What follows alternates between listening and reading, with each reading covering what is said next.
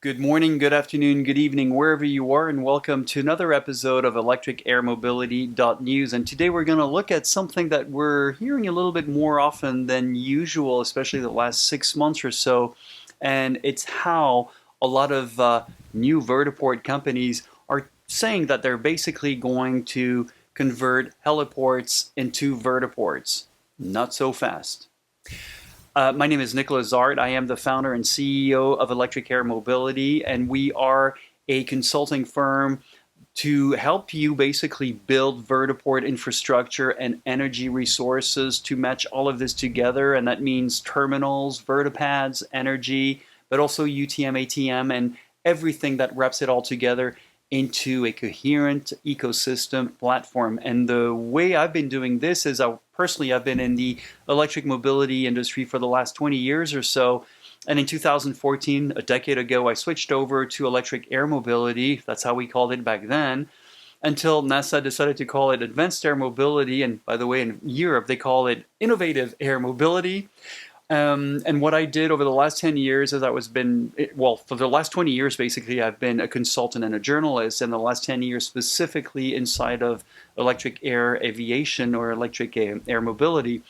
And I've been very lucky to have met some of the most incredible experts out there and some of the most incredible companies and even OEMs, traditional aviation OEMs working in advanced air mobility or with a department now in advanced air mobility. So knowing all these people, knowing all of these services and products, we were able to put together a pretty coherent ecosystem on how to design, how to build vertiports, and that includes electricity, hydrogen, sustainable aviation fuels, and all of that good stuff all together. So let's get to this whole idea that's been circulating around lately that, hey, we'll just convert a few heliports to become vertiports. Well, not so fast, because all of my talks with all of my friends in the industry, and again, a lot of the experts that we bring on board here have 20 to 30 years in aviation, in safety management, in protocols and infrastructure and design. The one thing that we realize is that no, not necessarily. Only a handful of heliports can be upgraded or updated to become vertiports. And there are a few reasons around that. So let's start first with, what do we have to go on for as far as vertiports? What do we have as far as regulations and certifications? Well, as far as regulations, we're just like eVTOL makers. We're waiting for the certifications to come by and to happen. And so far in the US, we have the FAA Executive Brief 105, and in Europe, we have EASA's PTS VPT or PTS-VPT-DSN. And these two documents give us, and they're up for renewal, and pretty soon we'll have an update to all that, but they give us a pretty good idea of what we need to take into consideration when we design a vertiport. And you might have guessed it, some of it does come from the heliport industry. Some of it comes from all the things that they've learned over the decades of having certifications for heliports. But there's still a lot of different things that we don't know, and we don't have all the numbers when it comes to the final iteration of what these eVTOLs will look like. We don't know the tonnage. We don't know the exact approach angles that they will be able to use. We don't know. Well, we don't even know what kind of batteries they're going to have, because simply put, battery systems evolve every year. In general, there's a 7% progress in its energy density, meaning it's 7% more energy dense than it was the year before. And of course, the price keep on coming down. So it's hard to ask eVTOL makers for what are the final specs so that we can take it into consideration.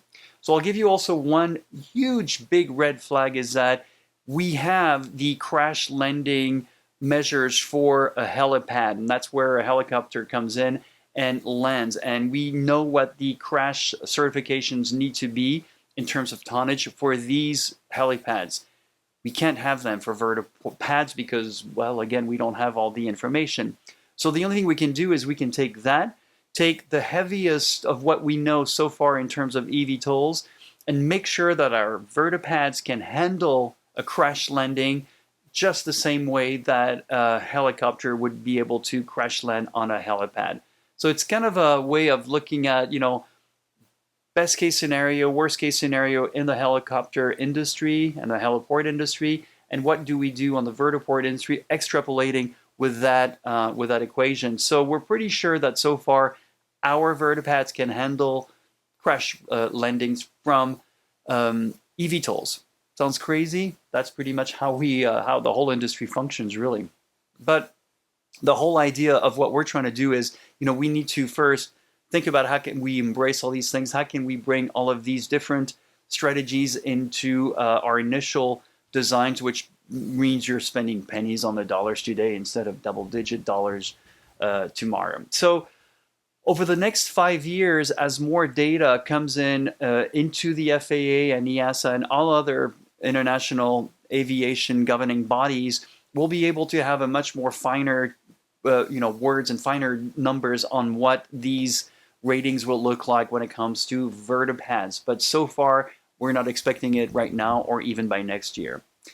Another important aspect also of a difference, the essential difference between a heliport and a vertiport is really the energy aspect of it. And this all boils down to location, location, location, right?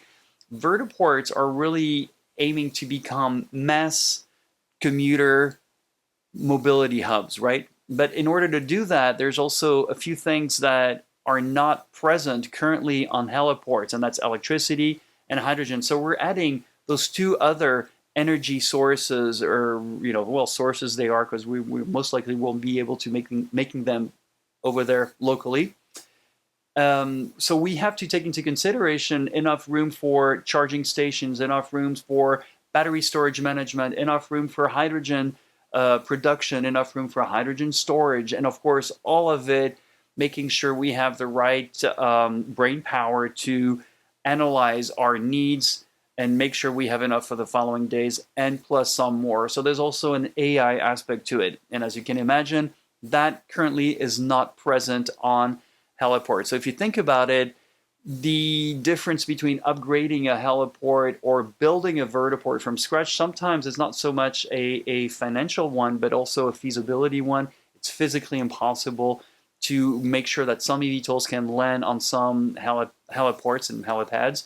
And also because of the extra space that we need for energy and the extra involvement between all of these things.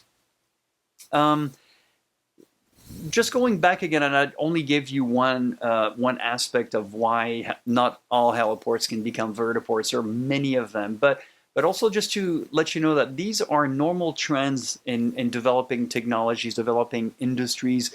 Is you have a lot of enthusiasm at first. You have a lot of great companies that have one aspect of a vertiport and they do it really well, and this looks like it's going to be part of it, most likely will be part of it, and it's easy for them to sort of miss a few steps and think, well, look, we'll just use heliports and turn them into vertiports. We saw something similar happening about a year or two ago, where all of a sudden floating vertiports were going to be so easy to do, we're going to make thousands of them. Well, today we're not, right? And so if you think about it, I've been doing this for 10 years, for a whole decade. If it was that easy to convert a heliport to a vertiport, I would have done it. I would have done it more than once. I would have had 1,000 vertiports under my belt, under the belt of my company, and all of us would be very happy, but that's not the case. It's not working out like that, and it's not going to work out quite like that just yet. So think about it. It takes a long time to do it. Lastly, in this article here, I also hinted that we would be talking with Rex Alexander very soon, who is Mr. Infrastructure, one of the many people I'm very happy to have on my team, who, same thing, we had those talks and we have those calls about, what is this going on right now with people wanting to convert heliports to vertiports. So we will be diving into a lot of these aspects. We hope that you've enjoyed this quick video. It's the second time I shoot it because for some reason my Apple laptop did not want to render the whole video. So I uploaded only a short version and I didn't see it up until not too long ago. Hopefully this one will be the right one. Please like this video. Please subscribe to this YouTube channel. Your comments are always very welcome. And please share as much as you want. We want to keep this education videos and articles free as much as possible. So we do depend on you liking and subscribing and sharing with others, and your comments are, of course, always welcome. We look forward to our next video with you, and we'll see you very soon again. Bye.